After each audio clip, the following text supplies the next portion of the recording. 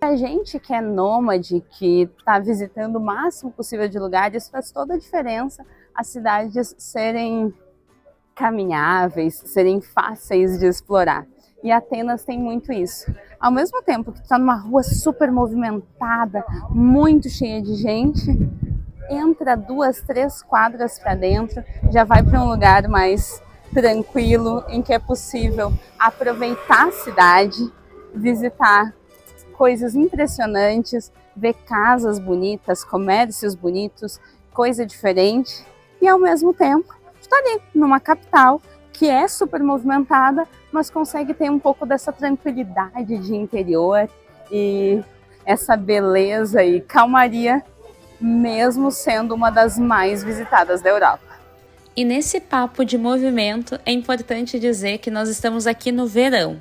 Nós moramos na Grécia entre os meses de junho, julho e agosto, um período quente e seco que é atravessado pelas férias escolares e de órgãos públicos em vários países europeus, o que, vocês sabem, intensifica o movimento.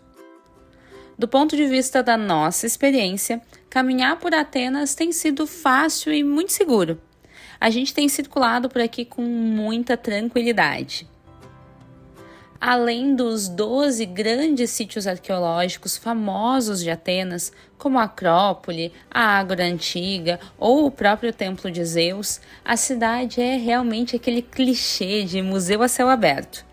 Não teve um único dia em que a gente caminhasse por aqui e não esbarrasse com as maravilhas da arquitetura grega, resistindo aos mais de 3.000 anos de escavações. E agora nós estamos diante do Arco de Adriano, construído por volta do ano 132, entre 131 e 132 depois de Cristo. Este arco aqui foi construído pelo imperador romano Adriano e marca a divisão da cidade antiga de Atenas para a cidade para frente, a cidade moderna. Ao atravessar o Arco de Adriano, é como se você cruzasse um portal no tempo. De um lado, a Atenas lendária de Teseu, o herói mítico e símbolo da cidade antiga, e do outro, a Atenas nova, sonhada por um imperador romano fascinado pela grandiosidade grega. As inscrições gravadas na sua pedra praticamente anunciam uma nova era. Ali terminava a cidade dos antigos mitos e começava a Atenas reinventada por Adriano, como se ele próprio tivesse assumindo o papel de um novo fundador da cidade. E Adriano foi muito mais longe. Ele decidiu concluir a obra que parecia desafiar o tempo, o gigantesco templo de Zeus Olímpico.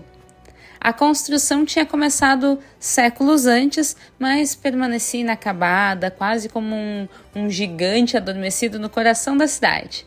E foi Adriano quem finalmente despertou esse monumento, erguendo as colunas colossais que até hoje impressionam quem passa por aqui. E era uma forma de unir a glória do passado grego a esse poder absoluto de Roma, criando um cenário digno de epopeia.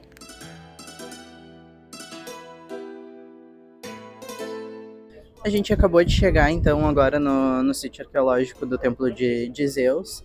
Aqui na entrada a gente está vendo os preços, então tem entrada a partir de 20 euros. A partir não, entrada de 20 euros. Dá para usar meia entrada por 10.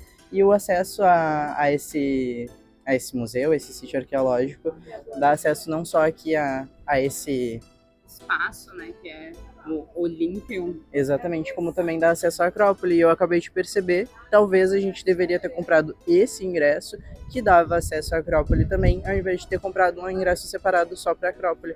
Fica a dica.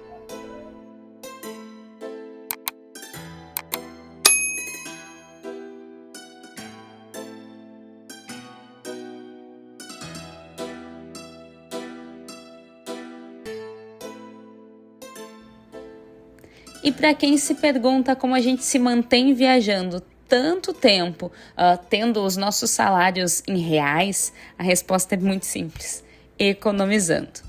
A gente não faz todos os passeios que deseja, a gente escolhe muito bem os pontos turísticos pelos quais está disposto a pagar. Só que a Grécia tem um problemão, né? A gente quer visitar tudo, a gente quer estar em todos os lugares. Por isso a gente faz isso a pé. Um exemplo dessa ideia de visitar todos os lugares é a nossa passagem aqui pelo Panathinaiko. Nós ficamos só aqui na frente, admirando a imensidão e a beleza desse gigante de mármore.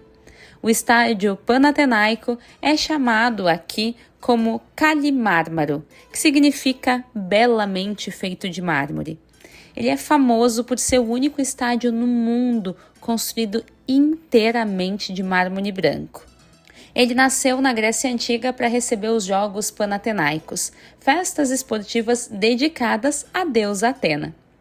E séculos depois ganhou a forma monumental que a gente vai ver hoje.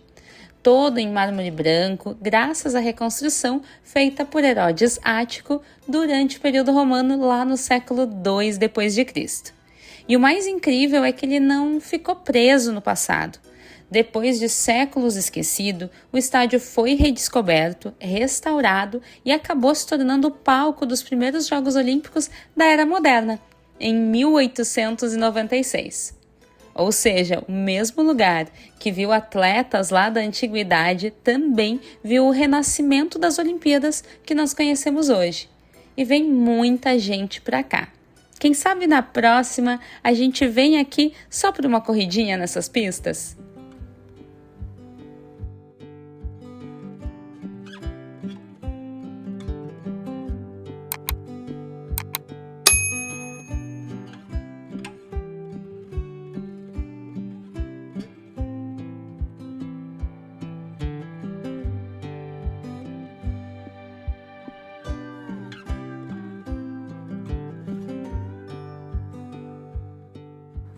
E a nossa próxima parada é a Catedral Metropolitana de Atenas.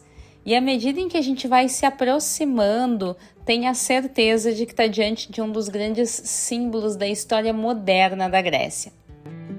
Conhecida como Catedral Metropolitana da Anunciação, essa é a principal igreja ortodoxa da cidade e um dos edifícios religiosos mais importantes do país. A sua construção começou em 1842, logo depois da independência da Grécia.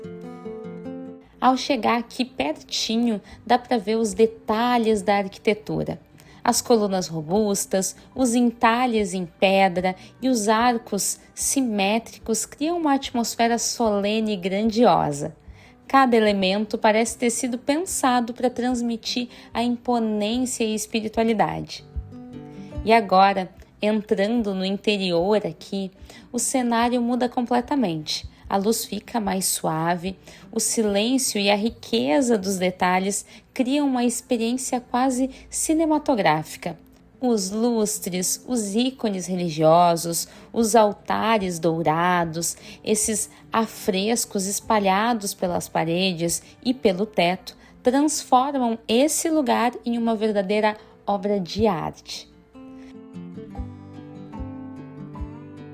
O estilo mistura influências bizantinas e neoclássicas, algo muito característico da arquitetura religiosa do século XIX, e é impossível não reparar na riqueza dos ícones ortodoxos, com figuras de santos, passagens bíblicas e detalhes dourados que refletem a tradição espiritual do país.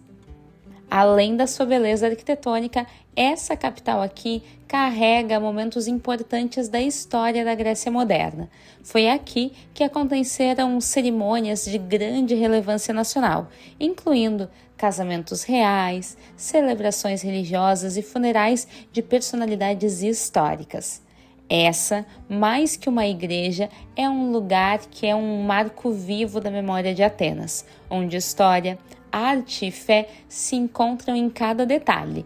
E muita gente vem para cá acompanhar isso de perto, sentir essa energia, e que bom que a gente pôde estar aqui e compartilhar com vocês.